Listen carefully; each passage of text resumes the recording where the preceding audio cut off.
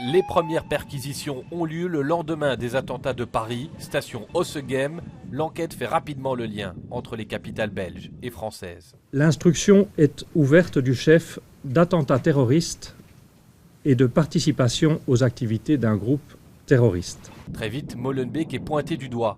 C'est là qu'auraient été préparés les attentats parisiens. La commune devient alors un outil de communication politique. Je constate effectivement qu'il y a systématiquement un lien avec la Belgique, avec Molenbeek, dans des attentats ou dans des tentatives d'attentats. Les habitants de Molenbeek s'habituent à vivre avec la presse internationale. Vous voyez, tous les médias sont là parce qu'on se rend compte aussi du lien entre la Belgique et la France dans ce domaine. Et bon, ça c'est inquiétant, ça donne une dimension aussi européenne à l'attentat parisien. Le 16 novembre, nouvelle perquisition, on évoque même une fusillade. En fait, le bruit de grenades lacrymogènes et assourdissantes de la police qui fouille une maison, rue de la Noix et Rancemont.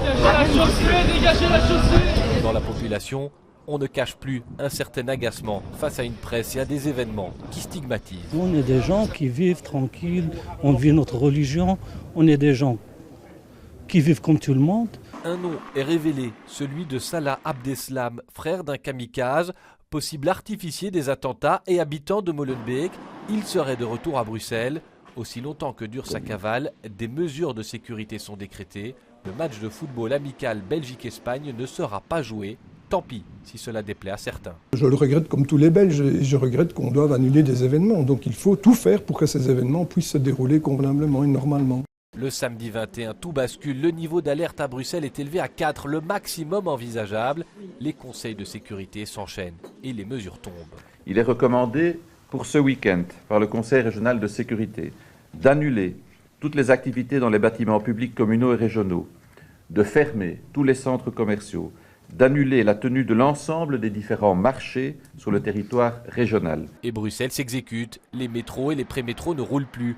Les commerces ferment leurs portes, même ceux qui ont ouvert le matin. On a reçu l'ordre de fermer, donc on va prendre de risques quand même, on va rentrer chez nous. Et le lundi, les écoles aussi restent fermées. Pourtant, le message du gouvernement à la population, c'est de ne pas paniquer.